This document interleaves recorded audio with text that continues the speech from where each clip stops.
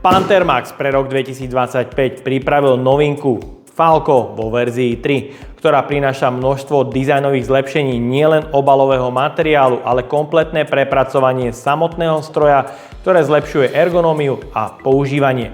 Takže poďme na to, vyskúšame a poriadne ju otestujeme.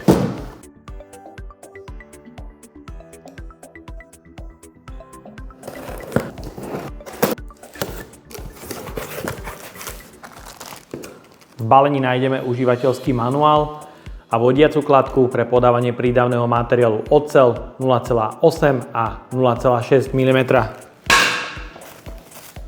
Kliešte pre držanie obalovanej elektródy sú to štandardy KB 200 do 200 A, ktoré sú celkom pevné. Vodič je o dĺžke 160 cm, podľa hmotnosti sa zdá, že ide o pomedené hliníkové vlákno s prierezom vodiča 1x25 mm. Šteker pre napojenie k zváračke je menší 1025 a 1 kg trubičkového drôtu pre zváranie bez plynu s priemerom 0,8 mm. Príslušenstvo pre horák Migmag, 2 prievlaky a kľúč pre ich demontáž. Horák Migmag je to MK14, teda malý kompaktný horák s háčikom pre zavesenie, tlačítko pre zapálenie oblúku. Hubica a prievlaky sú použité štandardy, čo je určite výhodou. Jeho dĺžka je niekde okolo 2 metrov a najväčšia inovácia je odpojiteľný horák a máme tu aj konektor pre zmenu polaritu, ak sa zvára s trubičkovým drôtom. Je to v plastovom vyhotovení, ale je to určite výhoda, že sa horák tentokrát od zváračky vo verzii Falco 3 dá jednoduchým spôsobom odpojiť, tak ako na bežných zváračkách.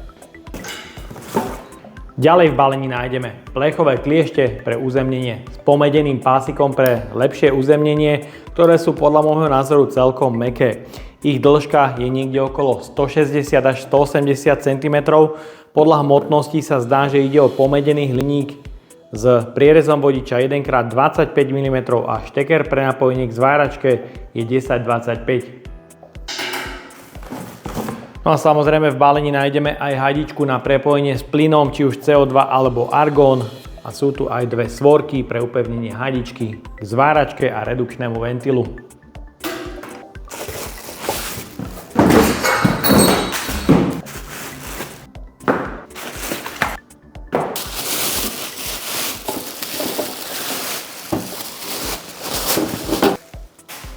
Dizajn a spracovanie zváračky 3. generácii Falco 3 je zmenený k nepoznaniu určite v každom smere o mnoho lepší, krajší, prepracovanejší a taktiež ergonomicky o mnoho lepšie spracovaný pre jednoduchú obsluhu. Napríklad displej naklonený k obsluhe o 40 stupňov a taktiež plastový kryt, ktorý odklopíš a drží v hornej polohe. Je to stále zváračka v trojkombinácii, teda môžeš zvárať rutilovou alebo bazickou elektródou. Taktiež v režime lifting s dotykovým zapálením. Je to ale zváračka, ktorá dokáže plnohodnotný režim Migmag, teda je to synergická mašina, ktorá má prednastavené profily pre prídavný materiál 0,6 a 0,8 mm a samozrejme dokáže aj trubičkový drôt. Takže máme tu profil pre trubičkový drôt, synergický profil pre zváranie s CO-čkom a synergický profil pre zváranie aj s zmesným plynom.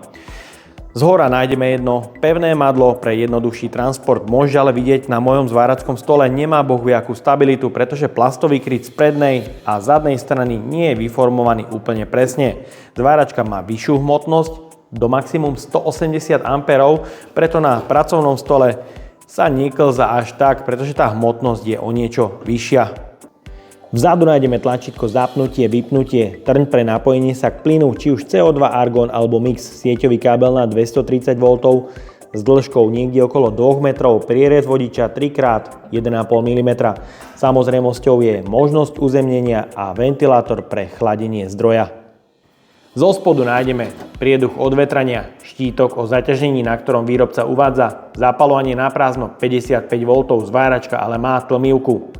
Maximálne nastavenie 180 A v režime MIG, 160 A v režime MMA. Záťažovateľ rovnako 40%, znamená, že na maximum dokážeš zvárať 4 minúty. Nepretržité používanie v režime MIG na 114 A, v režime MMA 102 A. Z bočnej strany podávač pre umiestnenie prídavného materiálu D100 do maximum 1 kg, či už trubičkový drôt alebo materiál oceľ.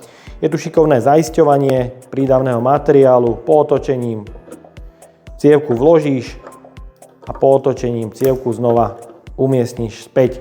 Je tu bohužiaľ celoplastový podávač, dvojkladka pre podávanie prídavného materiálu 0,6 a 0,8 mm s možnosťou nastavenia prítlaku na vodiacu kladku. Chýba mi tu ale bohužiaľ ciferník pre viditeľnosť nastavenia prítlaku. Pružina pre navádzanie prídavného materiálu je otvorená pre lepšie navádzanie z malej cievky D100. Vodiaca kladka nie je odpružená, je tu ale ložisko a v základe máme osadenú kladku 0,8 0,9 mm pre prídavný materiál trubičkový drôt. Ak zváračku nepoužívaš dlhší čas, kladku nechaj otvorenú a môžeš vidieť ovládacie prvky ako displej sú chránené kovovým krytom. Ovládací panel je chránený plastovým krytom, ktorý drží v hornej polohe.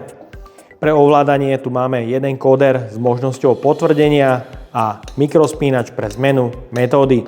Pre zobrazenie nastavenia je tu 3,5 palcový LCD displej. Samozrejmosťou je prieduch odvetrania, šteker polarity plus a mínus a šteker pre napojenie horáku režim MIG-MAG.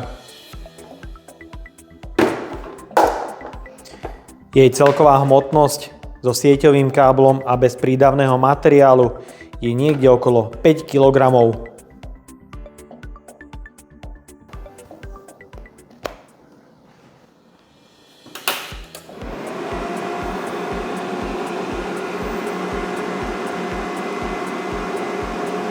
Hlučnosť chladenia zváračky je niekde okolo 65 dB. Prieduch vzduchu je robený zo zadnej strany do prednej, takže spredu nám vyfúkuje vzduch. Tu je ale nutné podotknúť, z tej čelnej strany je slabšie prúdenie vzduchu, preto ak si zváračku otočím, prúdenie vzduchu je zo spodu niekde okolo do 2 metrov, z bočnej strany niekde okolo 1,3 a z prednej strany rovnako niekde okolo 1,3 metra za sekundu. Samozrejme dobeh chladenia po vypnutí je približne do 10 sekúnd. Prostredie, v ktorom sa zváračka nastavuje, je mimoriadne rýchle, intuitívne a aj prehľadné. Vďaka nakloneniu o 40 stupňov je dobre viditeľné aj zo zvárackej kukly. Máme tu 3,5 palcový LCD displej, jeden kóder s možnosťou potvrdenia a mikrospínač pre navolenie metódy zvárania. Pre obalovanú elektródu je minimum 25 A. Kóder reaguje veľmi pekne, kľudne aj po jednotkách, ale aj rýchlo, kde maximum je 160 A. Môžeš vidieť, je tu graficky pekne zobrazený výkon zdroja, ktorý je 160 A, takže tá zelená grafika je celkom pekná. Po zatlačení kódera je tu funkcia VRD, ktorá sa dá vypnúť alebo zapnúť, znižuje napätie na kliešťach, ak sa so zváračkou nezvára. Po zatlačení mikrospínača tu máme režim MIG-MAG, teda pre plyn CO2 a prídavný materiál 0,8 mm, minimum je tu 40 A, maximum 180 A. Po zatlačení kódera možnosť nastavenia korekcie voltáže.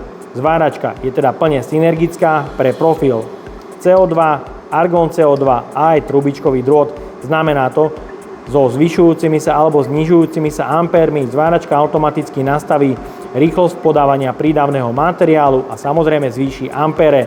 Následne si to už len dokoriguješ v korekcii voltáže, ktorá je v rozsahu -3 až +3 V. Je tu režim LiftX s dotykovým zapálením, kde je minimum 15 A a maximum 160 A.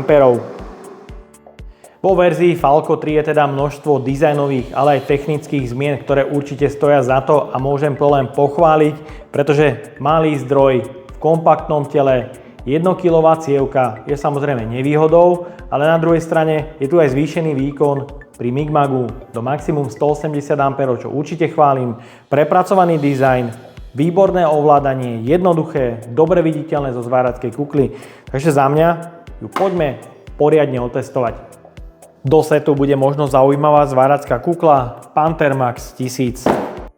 V balení nájdeme štvorramenný hlavový kríž, užívateľský manuál a náhradné plexy, či už vnútorné alebo vonkajšie. Dizajn zvárackej kukly je na solidnej úrovni, taktiež spracovanie, mäkšie plasty, pružné, nemusí teda hneď prasknúť. Z vonkajšej strany ovládanie, či už pre brúsenie a stupeň zatmavenia od DIN 9 až po DIN 13. Dva senzory pre čo najrýchlejšie zatmavenie kazety a solárny panel. Priezor je menší, niekde okolo 50x90 mm. Nastavenie je znova jednoduché, z vnútornej strany senzitivita a oneskorenie.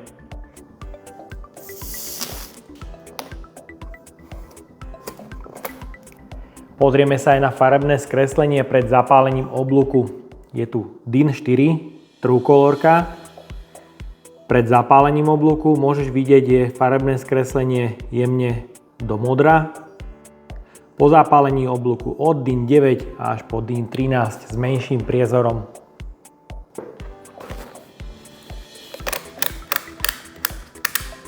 Štvorramenný hlavový kríž pekne sedí na hlave, dá sa teda nastaviť rôzne polohy, či už vysunutie dopredu, alebo rôzne časti obvodu na hlavy. Kukla má v hornej pozícii aj aretačnú polohu, aby sa ti samovolne nepredklápala dopredu. Ak si to odistíš, alebo spravíš prudší pohyb, to predklápanie je veľmi komfortné. Je tu menší priezor, zhruba niekde okolo 40 x 100 mm, ale za mňa kukla sa nosí dostatočne dobre. Je tu solárny panel, dva snímače pre čo najrýchlejšie zatmavenie, ale berme to ako základnú kuklu, ktorá samozrejme môže byť dostačujúca pre mnohých začiatočníkov.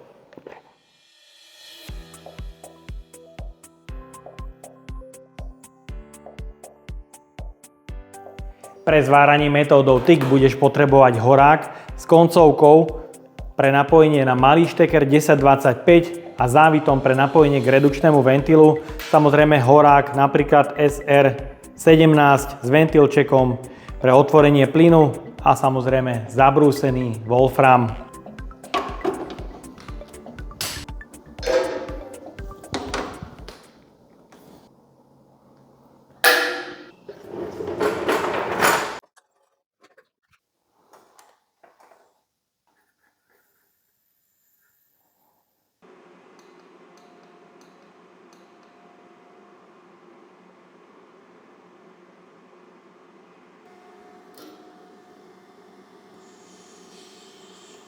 Režim TIG je s dotykovým zapálením, preto je nutné zdolať niekoľko úkonov. Manuálne otvoriť ventilček s plynom dotykom wolframu o materiál, zapáliť oblúk, následne zvárať.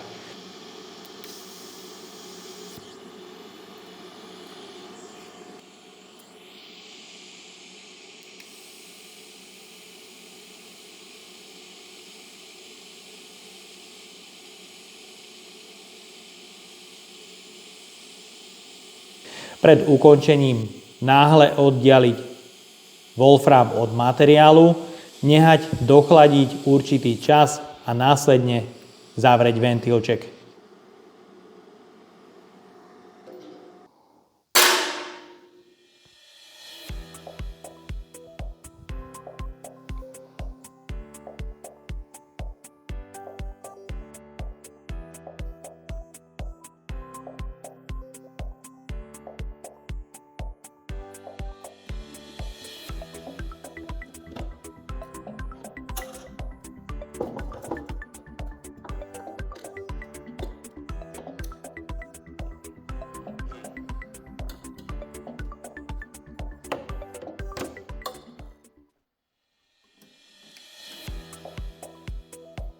Pre lepšie výsledky zvárania bez plynu CO2, teda s trubičkovým drôtom, je lepšie zdemontovať hubicu, nehať na horáku namontovaný iba prievlak, pretože vtedy sa plyn z trubičkového drôtu uvoľňuje omnoho efektívnejšie.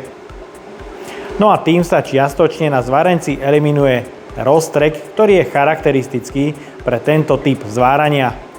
Rýchlosť podávania prídavného materiálu je priamo závislá od nastavenia amperov, čiže ak máš nastavených menej amperov, podávanie materiálu bude pomalšie.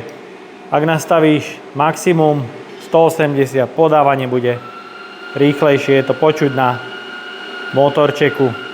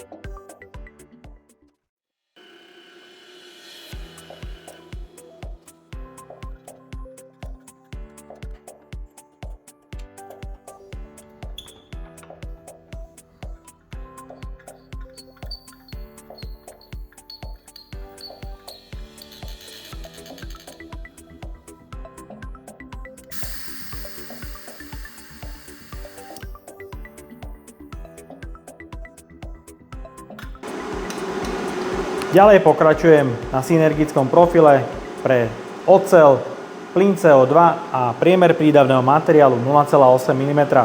Nastavím napríklad 100 A a teraz vyskúšame korekčné nastavenia voltáže minus 3 V, 0 a plus 3 V.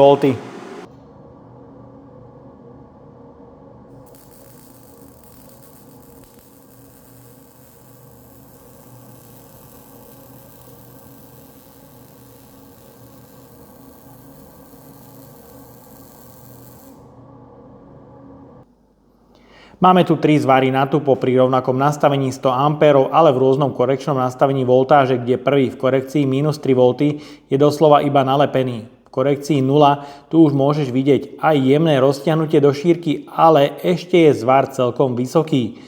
V korekcii plus 3 V je zvar krásne roztiahnutý do šírky, je tu najlepší prievar a zároveň sa tu ešte netvoril žiadny roztrek.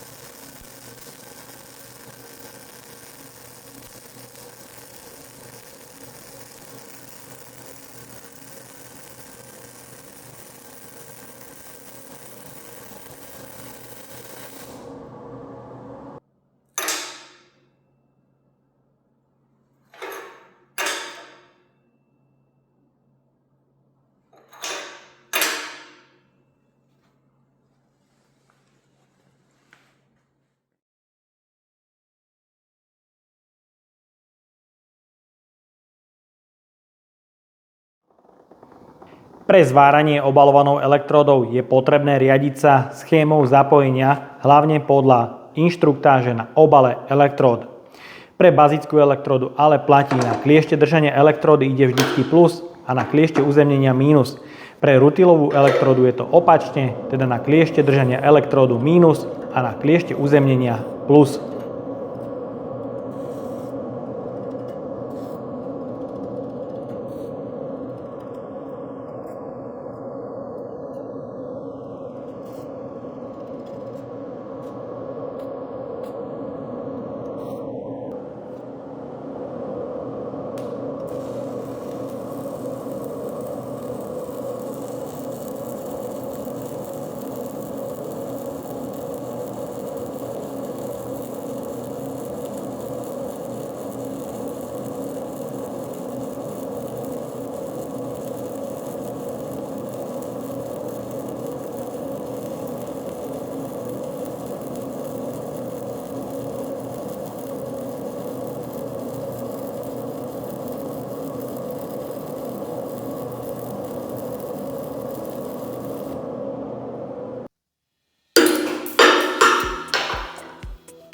Bazická elektróda o priemere 3,2 mm zapálila oblúk veľmi pekne pri nastavení 160 A. Počas celej dĺžky zvaru bol oblúk stabilný a mohol si sledovať na kliešťovom ampermetri maximum v špičke okolo 140 A, čo je menej ako výrobca uvádza.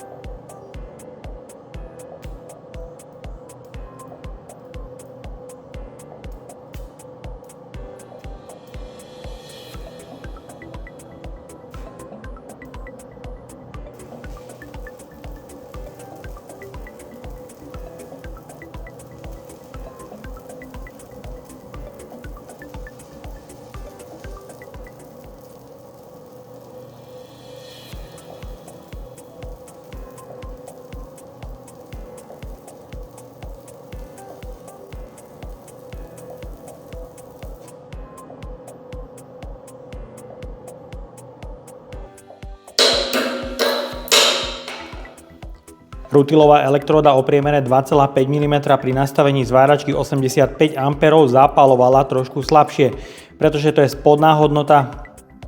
Rutilová elektróda o priemere 2,5 mm pri nastavení zváračky 85 A zapálovala slabšie. Mohol si ale sledovať stabilný oblúk počas celej dĺžky zvaru a taktiež na kliešťovom ampermetri 72 A, čo je príčina slabšieho zapálenia, pretože je to hraničná hodnota pre 2,5 elektródu. Tak a máme tu záver recenzie na tretiu generáciu kompaktnej zváračky Falco vo verzii 3, ktorej dizajn, spracovanie a aj ergonómia prešla kompletnými zmenami, určite k lepšiemu, odpojiteľný horák, LCD displej, kryt, proste zváračka prekopaná kompletne z každej strany, stále v trojkombinácii. Vyskúšal som aj dve kukly, 1000 a 3000, tá 1000 vhodná na Migmag a obalovanú elektródu a 3000 som vyskúšal pri TIGu. Nemám im absolútne čo vytknúť na týchto metódach. Čo sa týka samotného zvárania, vyskúšal som TIG s dotykovým zapálením a zváračka s ním dokáže bez problémov zvárať aj nehrdzavajúcu oceľ a dokáže spraviť krásny zvar. Čo sa týka zvárania metódy obalenej elektródy, bazické zapaluje ťažšie. Až 3.2 sa mi podarilo zapáliť, takže som spravil súvislý zvar s 2,5. Ten oblúk zapálil a opakovane zasíňal, takže netuším, čo tam bol za problém. Vyskúšal som ale rutilovú elektródu a tá zapaluje krásne, takže ak chceš na zváračke využívať elektródy, jedine rutilové a vtedy budeš mať zo zvárania radosť. No a čo sa týka profilov, synergie, Migmag alebo trubičkový drôt alebo zmesný plyn, tu nemám vôbec čo vytknúť, zvára to pekne, dokážeš krásne zazvárať tenký plech, súvislý zvar, spravíš prievar, môžeš bodovať opakovanej frekvencii, materiály oceľ, zazváraš do 4-5 mm bez akýchkoľvek problémov. Je tu možnosť nastavenia korekcie voltáže, ktorá funguje plus minus 3 V. Takže za mňa, čo sa týka Migmagu, super mašina. Samozrejme obmedzenie je nejakých 150-160 A, ale na malé kompaktné telo v cene 200 € a plus minus je to celkom fajn. Takže jediné, čo by som zváračke vytkol, je, že tie bazické elektrody zapaluje ťažko, že som nedosiahol maximum 160 A a inak zváračku chválim, je to super stroj. A mám tu námed na zlepšenie do ďalšej verzie.